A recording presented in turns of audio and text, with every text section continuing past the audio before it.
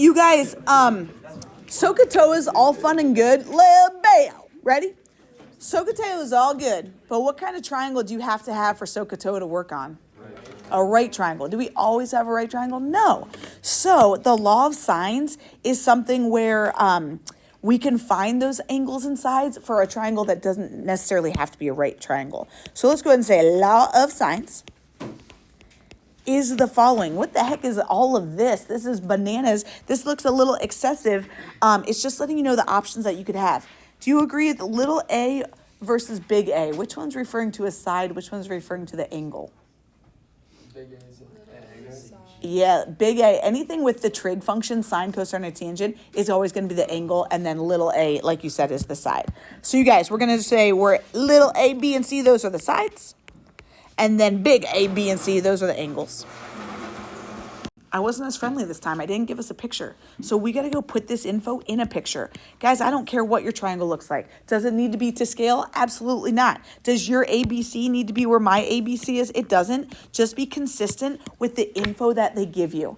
They said big angle A is 64, so I'm going to just put it where I put my A. Your A doesn't need to be in the same spot. Exactly, but put 64 where yours is. Angle B is 98 degrees. And then little side A is always going to be across from angle A, which is 29. And when they say solve the triangle, they want everything that's missing. They want the missing angle and the missing sides. What do you think would be the easiest thing to do first, angle or side? Angle. How are we going to do to get that angle? Yes, we got 180 degrees in every triangle. We're going to take away 98 and 64, and we got 18. So we've done one thing for the triangle so far. Now we got to go find the sides. Again, we cannot do SOHCAHTOA because it's not a right triangle. Would you guys rather find side little b or little a? It makes no difference. Which one would you rather find first, little b or little a? C. Little b? Little b. We're going to go find little b. Boop. Little b.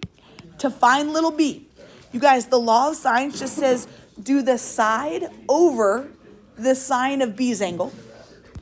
So let's go side B over the sine of B's angle, which was 98, equals, then you can set that equal to either one. We can do A or C, whichever one you got enough info for. We already have one variable, so I don't want any more variables. If we did side on top, we got to stay consistent. Are we going to do little c over the sine of 18, or are we going to do 29 over the sine of 64?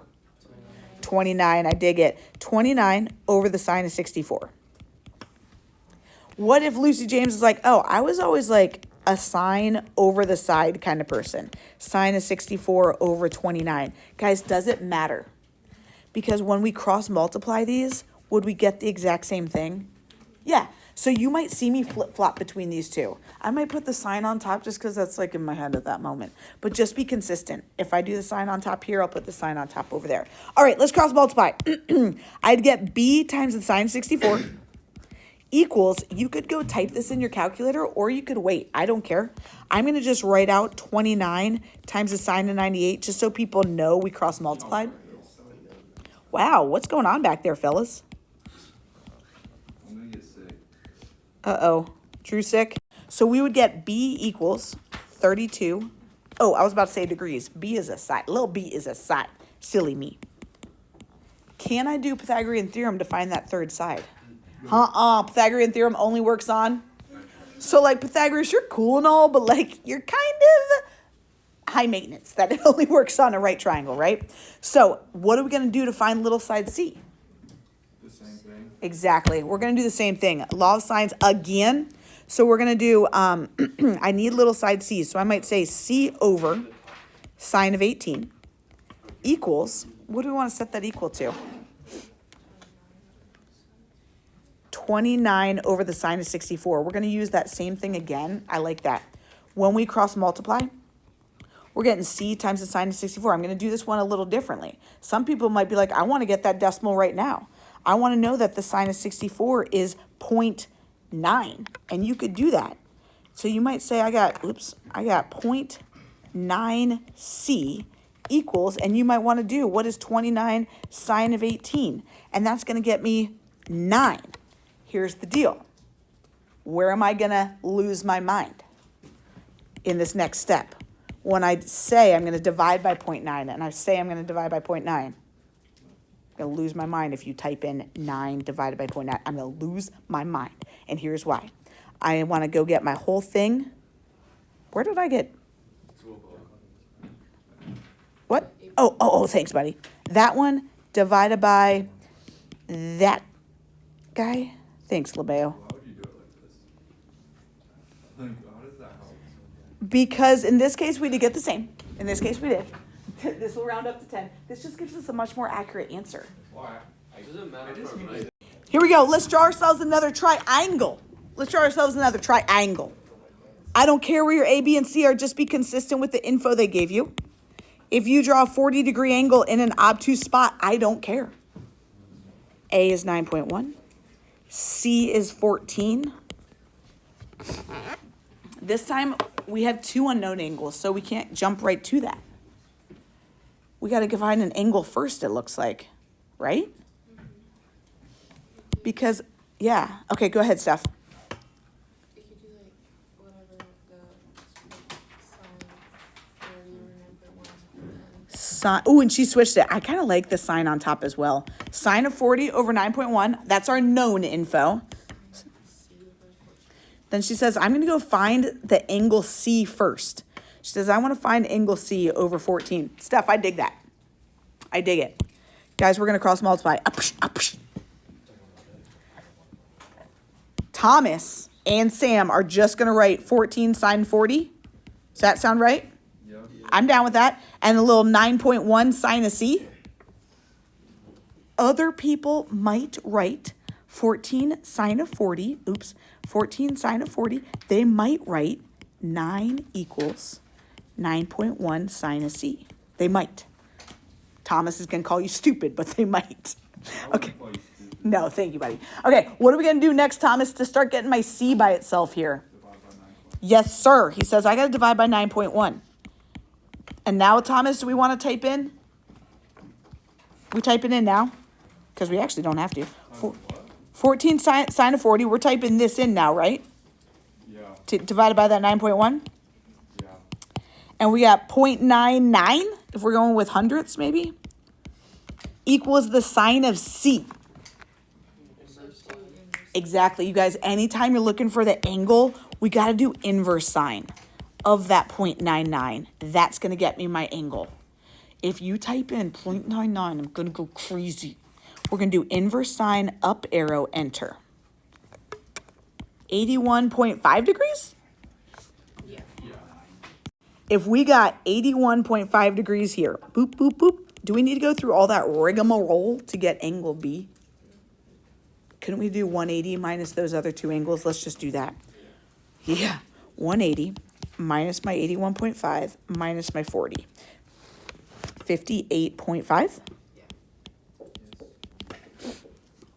We need one last one, y'all. We need little side B. Pythagorean theorem only works on right triangles. What are we doing for that guy? She says, I got to use my known again. Sine of 40 over 9.1. I dig that, Steph. Sine of, we got to use what we got. 58.5 over B, right?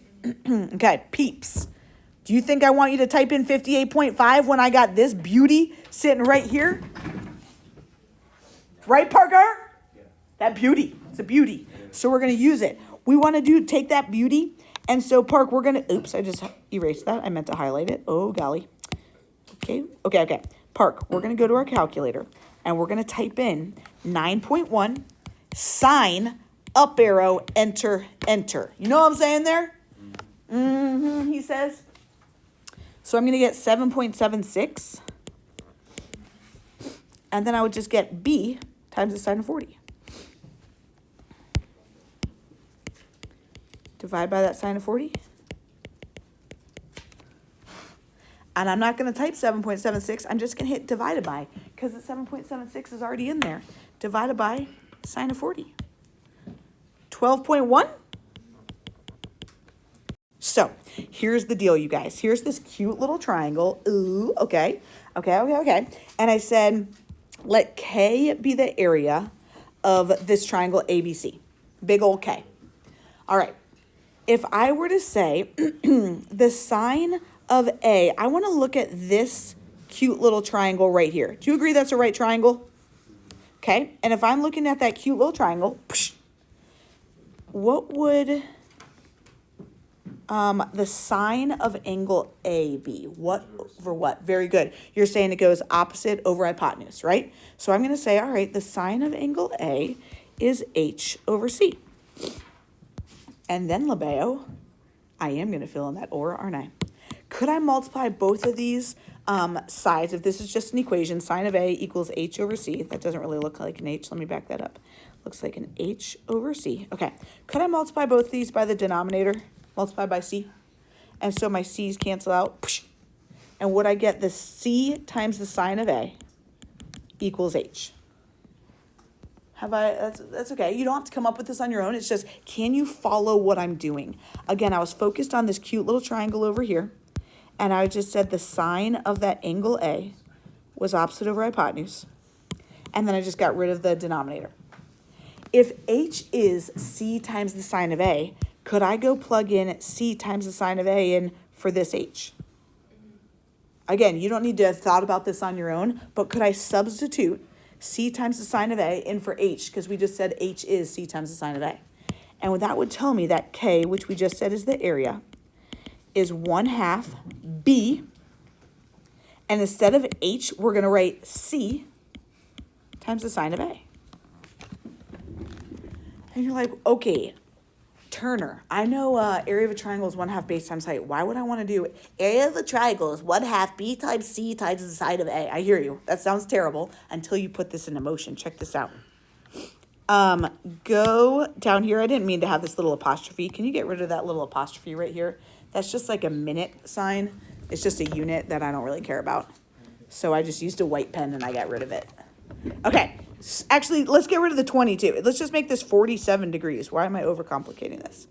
47 degrees. So let's talk about what the heck. Oh, wait, let me go back up here real fast. The area of this triangle right up here, we're saying is 1/2 B times C times the sine of A. Let's talk about where that is. Do you agree B is this purple side? C is this blue side. A is the angle in between them. The area of any triangle is also 1/2 leg times the sine of the angle that those two legs form. Could it be B times C times the sine of big C? No. It's got to be the angle in between those two legs. You feel me? So let's practice that right here. Find the area of this triangle. Back in the day, you'd have to be like, oh, I got to go find the height. I got to go find the height of it. Not now. The area is always 1/2 leg times the sine of that angle in between them. What would we have in this case? That's it. That's it. Do we have to go find the height? No. It's just a nice little shortcut, which I think is kind of fun. Yeah, if we type that into our calculator, 1/2 leg, 1/2 leg times the sine of the angle in between them. 21.3 square units. That's my area. Okay, let's see if we could do it without a picture given to us. Let's go draw ourselves an arbitrary ABC triangle. They're telling us angle B is 37 degrees. Side A is 5. Angle C is 84 degrees. And they said find the area. Do we have enough info right now to find the area? It goes leg times the sine of the angle in between them, and then 1/2 of that. We don't quite have the info yet, but could we use law of sines to find either one of these legs? We could. Which leg would you rather find? It doesn't matter for us. Would we rather find little b or little c? Doesn't matter because we have both the angles in between them. The other angle too. Little b? Yeah. Yeah, this other angle A we could find easily, but we'd have to find both B and C to be able to use the area formula for that. So that seems like a lot of work. We want to go little b? Yeah. Let's go find little b. So the sine, let's go little b over the sine of what angle goes with little b? 37. Agreed. Little b over the sine of 37 equals, oh, we do need that other angle, don't we? My bad. We do need it to use the law of sines with that side 5. People are tapping on their calculator. I love it. 59? Yeah. Okay, thanks. And so we'd say 5 over the sine of 59. Good call, peeps. Yep, we are typing in our calci. Let's do it. Let's cross multiply. We'd have b times the sine of 59 equals 5 times the 37 sine of 37. Thomas is not going to type his in his calculator yet. Nope. And we're going to divide by the sine of 59. 5 times the sine of 37 divided by the sine of 59. 3.5, anyone? Yeah. 3.5. Little b is 3.5. They didn't ask what little b is. They asked for the area of this triangle. And our new hint, area of a triangle is always leg times the sine of the angle in between them. We got that. Area is going to equal 1/2. What are our two legs? We're going to do 3.5 and 5. 3.5 and 5 times the sine of the angle in between them. In this case is 84, right? Bandy, you're going to use that 3.510. Yes. Yes. Parker? Yeah. Oh, I didn't. Thomas, my head just exploded. Check this out. Here's another area formula. Does this one look helpful?